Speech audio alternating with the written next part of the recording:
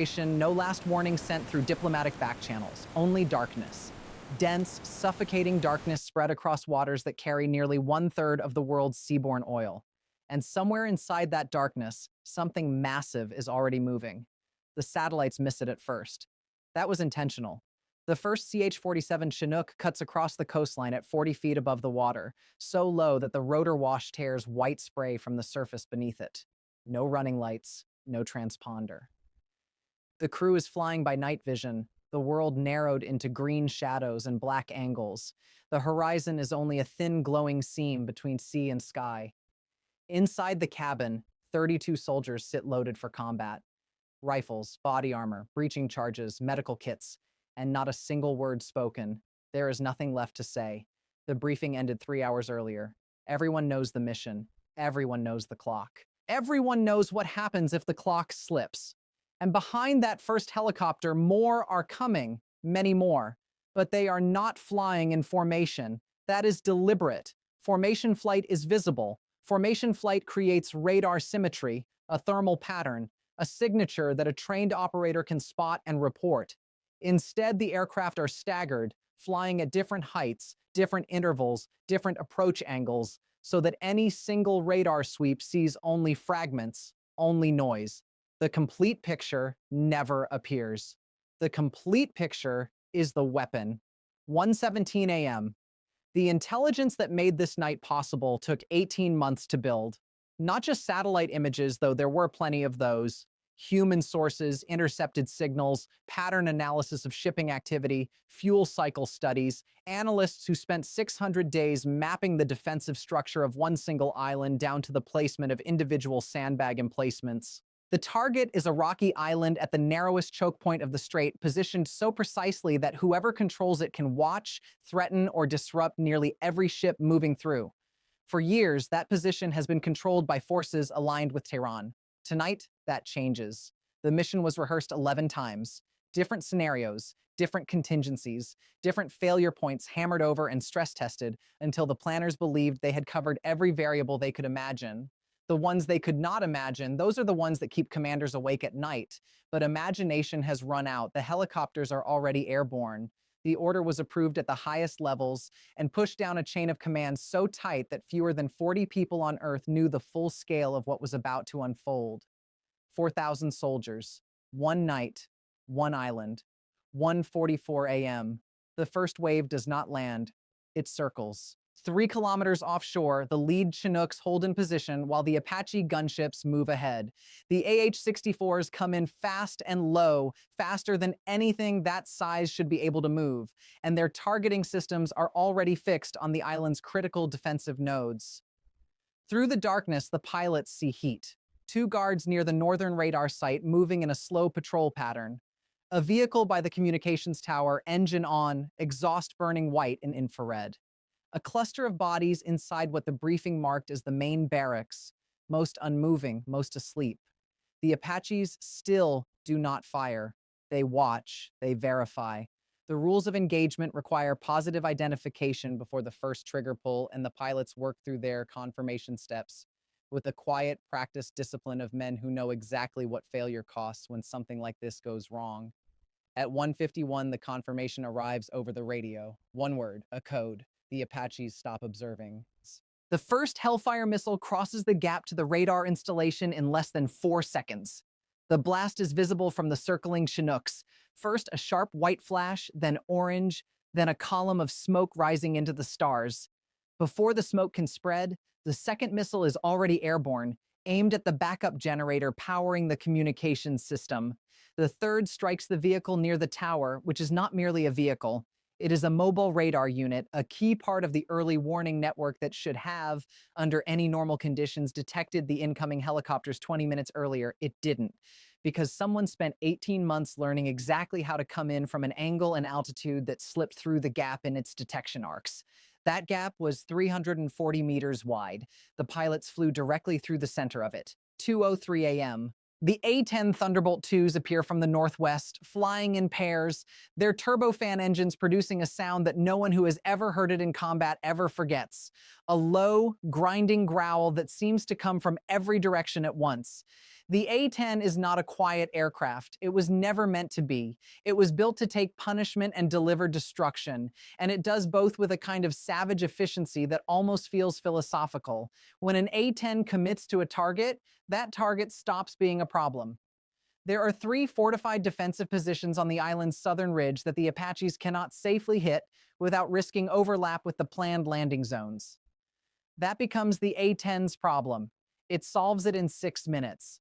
The GAU-8 rotary cannon, the reason the aircraft exists, the reason everything else on its frame was built around it, fires 3D 900 rounds per minute, and the sound it makes is less a sound than a physical event, a rip in the air, something that feels geological.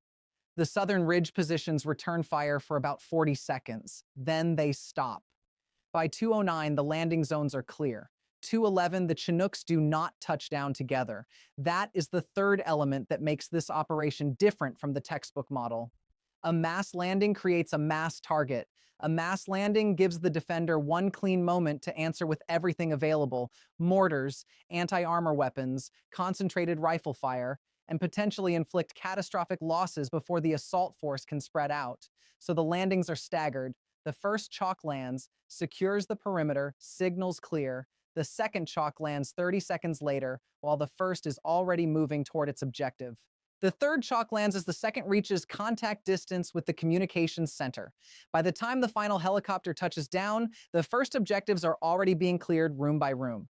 The soldiers move in fire teams, 3 or 4 men at a time, and they do not advance in straight lines. They move in arcs, using the terrain, using the flaming wreckage of the radar site for cover, using the darkness and the confusion the Apache strike was meant to create.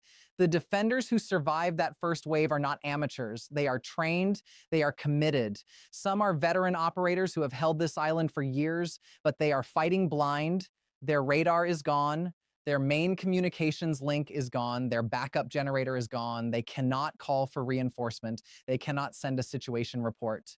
They cannot even reliably locate every threat because the assault force is hitting from multiple directions at once, striking multiple targets simultaneously, and the human brain, even a trained brain, struggles to make sense of that kind of multi-vector chaos without information, without communication, without a clear understanding of what it is actually facing. 229. The communications center is the first objective to fall. It falls because it was always the priority, not because of what it is, but because of what it prevents. A working communications center means Tehran knows. Tehran knowing means Tehran can react. Naval units, air assets, political escalation, any number of responses that become possible the instant someone in a command room understands what is really happening. Destroying it was never enough. The Hellfire knocked out the main array, but there were backups, encrypted satellite terminals, frequency hopping radios that might still push a signal through in the middle of an active strike. So the assault team assigned to the communications center does not merely fight through it. They strip it. Every terminal, every transmitter, every device that could carry a signal off that island is either seized or destroyed on the spot. The room goes black and silent, and the island becomes, for all practical purposes, a sealed box. Outside the communications center, the battle for high ground is reaching its decisive phase.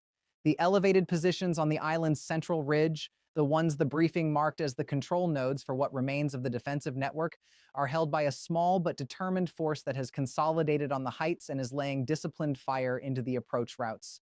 3 American soldiers are hit in the next 7 minutes. 2 can still walk. 1 cannot. The team medic works under fire in a drainage ditch while the others suppress the ridge, and the casualty report moves up the chain at 2:34. A grim piece of data that reaches the operational commander in real time because the one thing this mission has that the defenders do not is a functioning communications network running on encrypted frequencies the enemy cannot intercept. The ridge falls at 2:41. Not because the defenders surrender, they do not.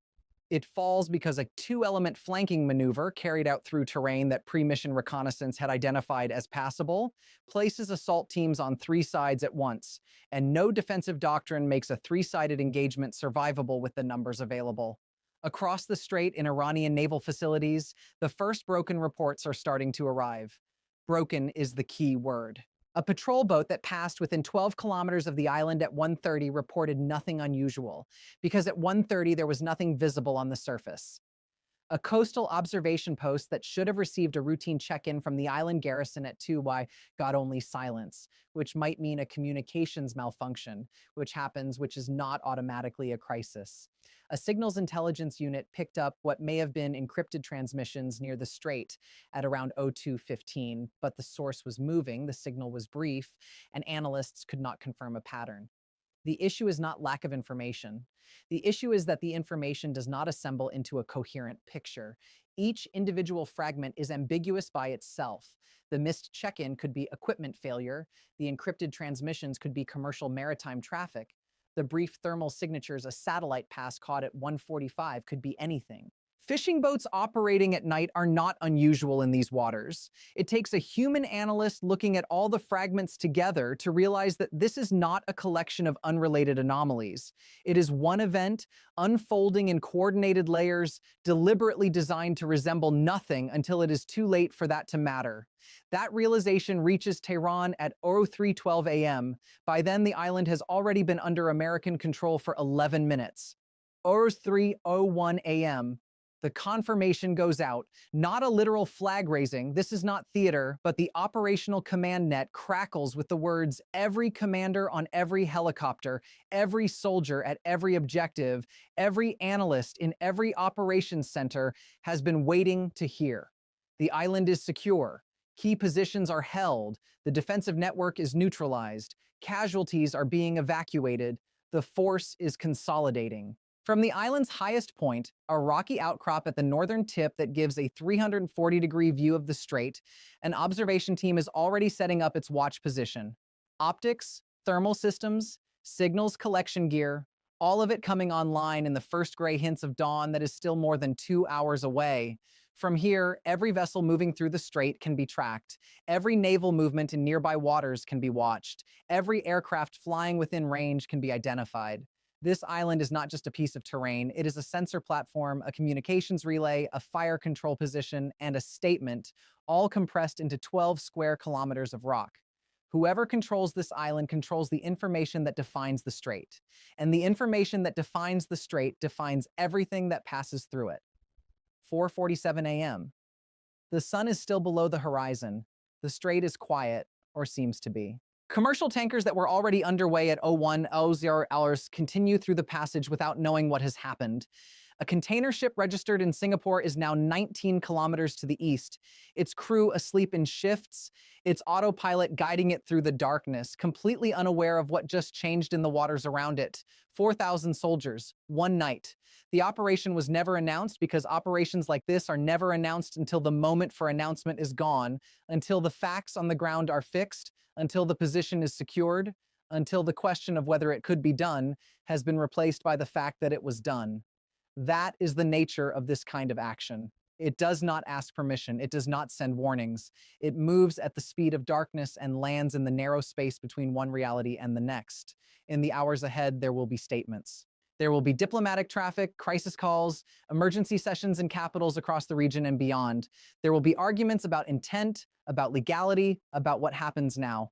All of that is real. All of that matters. But all of it will happen inside a new geography, a geography in which a small island at the narrowest point of the world's most important maritime choke point is no longer held by the same hands that held it yesterday. The rules of this region were written over decades in blood, oil, and political calculation. They were enforced through the unspoken threat of what might happen if they were broken. Last night, 4,000 soldiers rewrote one of those rules. Whether anyone in Tehran, in Washington, in the tankers still moving through that cold black water fully understands what that means, yet is a completely different question. The island is held. The strait is watching. And the long silence before the world answers is already starting to sound very